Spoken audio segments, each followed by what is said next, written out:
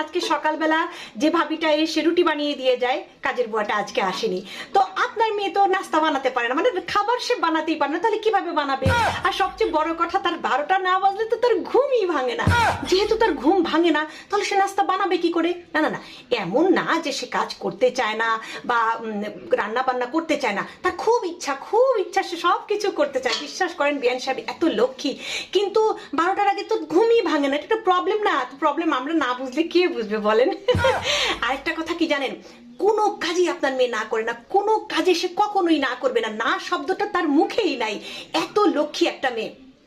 কিন্তু কোনো কাজ যদি তাকে আমি দেই, মানে এত সুন্দর সুন্দর বাহানা যে সে কোথা থেকে খুঁজে নিয়ে আসে, আমি নিজেই মনে করেন অবাক হয়ে যাই। কারণ এত ইউনিক বাহানা, সেই জন্য আমি তাকে কোনো কাজই দেই না।